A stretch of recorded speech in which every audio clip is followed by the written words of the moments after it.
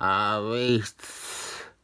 I am really struggling to find any Daredevil related comics in my collection to review this week on my channel. But I did look out with one thing. This is something I have had sitting on my review pile for a solid 2 years. And it is finally getting its time. This is Daredevil and Captain America Dead on Arrival, a one-shot from 2008. It has a moderately worth talking about Genesis, and it features the bad guy from the cover of the Daredevil Epic Collection. Watch out for Bullseye Man. Here are our credits, and you won't recognise any of the main names involved, but you will see credits for translation and adaptation, which might clue you into what is going on here. This story was originally published in French in France, and Marvel translated it and released it as a one-shot. I think this is the original. It was hard to tell. I found an Italian version too. It might be Italian. But I found the most information about the French version. It would have been nice if Marvel bothered to clarify which country this was coming from, other than simply saying European on the blurb. This is one of many original stories by European creators that are done with Marvel characters and then released almost exclusively in their countries. Marvel made a big announcement about releasing this and definitely suggested that it would be releasing more stories like this for American audiences to read, and then they never released another one. It's a shame because in 2008 you are more likely to get a good story from people off in France or Italy or wherever than you are from the American Marvel office. But this one they did release is just very average. We have this introductory sequence of Daredevil fighting criminals, and it's contrasted with Captain America training in a blindfold. And it doesn't work for me. The Daredevil scenes are too colourful, and the Captain America ones are dark and monochrome. I get the impression that it was meant to be red juxtaposed with blue, but the red sections, the Daredevil scene, they have a variety of different hues of that base idea of red, and then the Captain America ones are mostly only incredibly dark blue. Samuel L. Jackson also makes a substantial appearance in this, and Daredevil is going to end up interacting with Captain America because Captain America is being sent after a Daredevil enemy, Death-Stalker. I expect you are all going to want to ask, isn't Death-Stalker famously very, very dead? I remember him being on the cover to one of the Book of the Dead issues of the Andy books. And didn't that bad guy who could copy dead people's powers transform into them in Captain America 439? let's get into theory time. And I don't think it is even a theory, I think it is extremely likely. Our explanation for Death-Stalker's appearance is that he is a time-travelling ghost. And that is fucking ridiculous. I believe that was added by the Americans to explain it away, and there was no trace of that in the original story. These French or Italian people didn't need to worry about continuity. There's two other major things proving that. But yeah, this wasn't created as being canon to the Marvel Universe. It was off in its own corner. The people making it didn't have to consider continuity. They just did a Daredevil Captain America story. There was never any intention or thought that this would be picked out by Marvel to be officially released in America as a one-shot. And since most of the work was already done abroad, I don't think Marvel even spent too long adapting this or tweaking it. This would have been like one afternoon's work, I reckon. I think someone will have gone, but Death-Stalker is dead. How can we say this story matters if he is alive again? And then somebody else went, just say he's time travelling or he's a ghost. And that is how we arrived at time travelling ghosts. Two other continuity red flags that Marvel don't bother to acknowledge is that in 2008, Steve Rogers was dead. The other is that Samuel L. Jackson was no longer in charge of S.H.I.E.L.D, and he hadn't been for quite a time. I am not pointing these out as criticisms.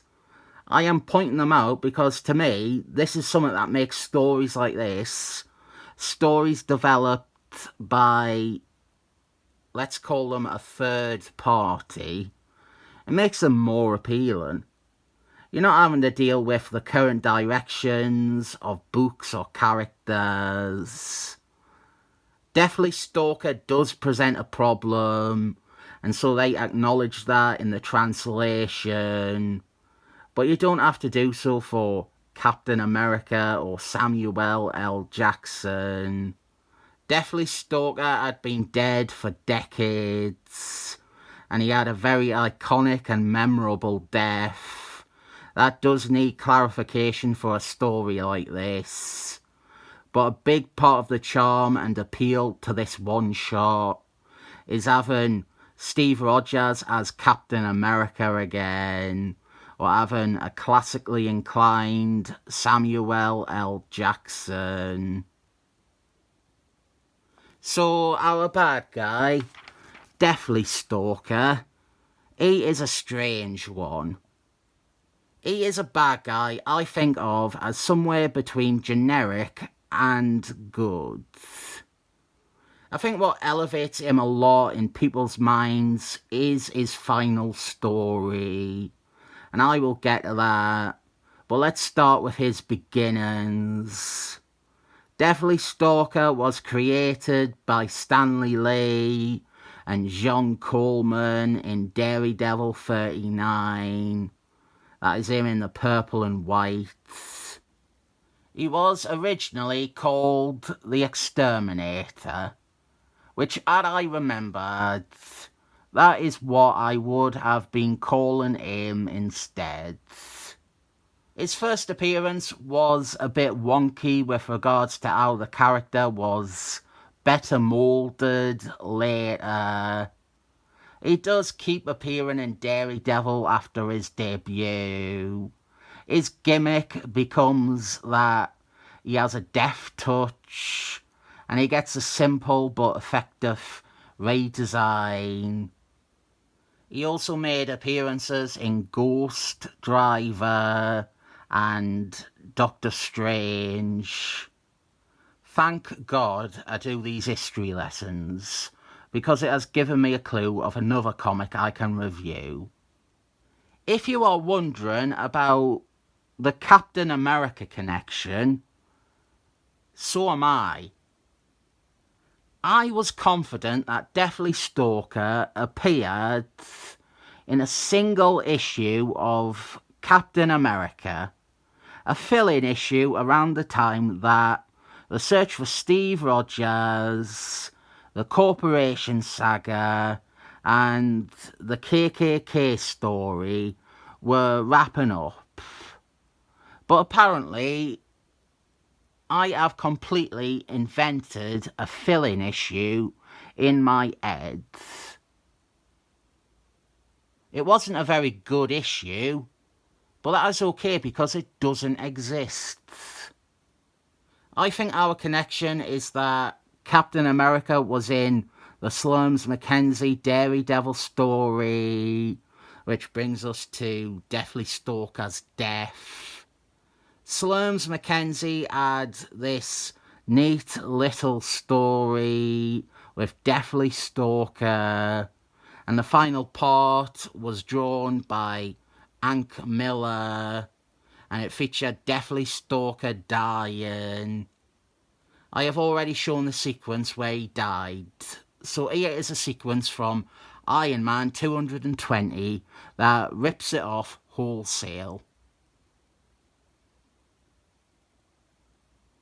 There is some other aspects of Death-Stalker that I'll get into nearer the end, but our story is quite honestly a very run-of-the-mill team-up. By 2008 standards, it feels more refreshingly vintage, but there isn't a tremendous amount to rave about here. It's enjoyable by comparison to Captain America and Daredevil's American publications at the time. If you have not read comics for years, which I realise is a significant portion of my regular viewer base, I don't think sampling this would impress you much. You need to have an understanding of how unenjoyable a lot of Captain America or Daredevil comics were to see this as a superior offering. I kinda like Death-Stalker though. It might be the case that the Slums Mackenzie story finally gave him that portrayal of actually being intense, and that has had the knock-on effect of me rationalising mentally that his appearances before that weren't bad either. We have a fairly interesting bad guy and power set here, and his death is incredibly memorable and almost acts as a herald of the end of the Bronze Age. But as with most dead bad guys, it feels wasteful to me. Before our fight scene, let's talk about the thing that I think Marvel failed to capitalise on.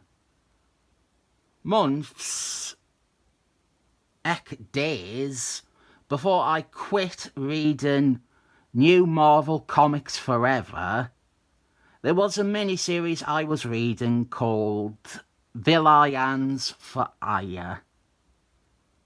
Pam Grier was in it, so you might be confused why I was getting it. King Shark was in it, so that might de-confuse you. So was Shockster, Speed McGee, a bunch of villains, some who had ties to Thunderbals, some who could be Thunderbals. But they also introduced a new Death-Stalker.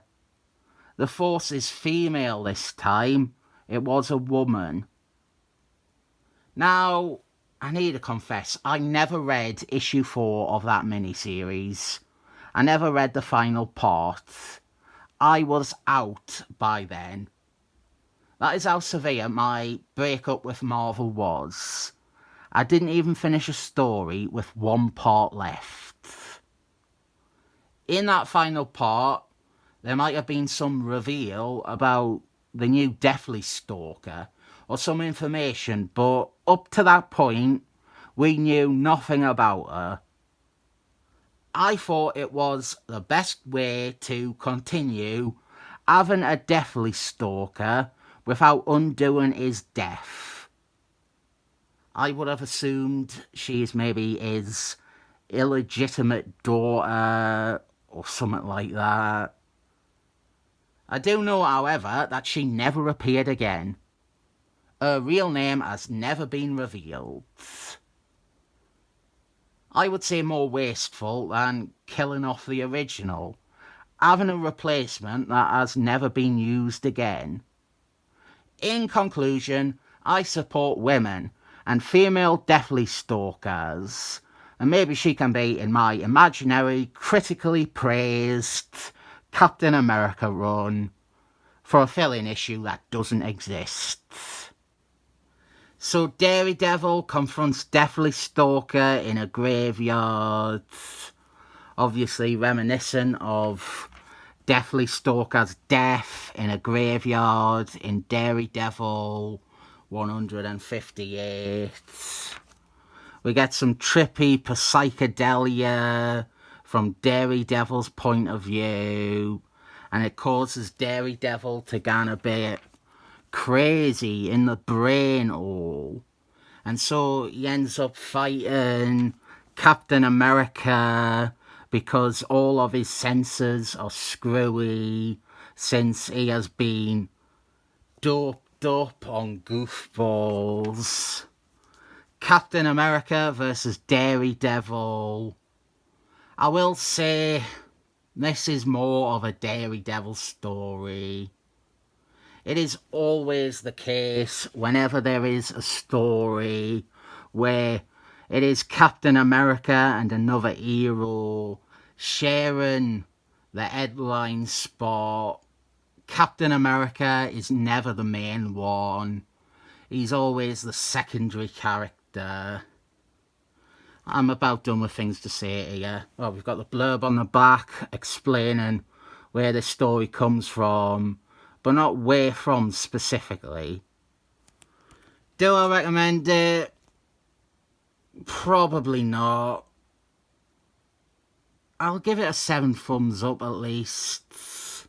Blur, you big stupid idiot. There's this bit at the back where it tells you about the creators.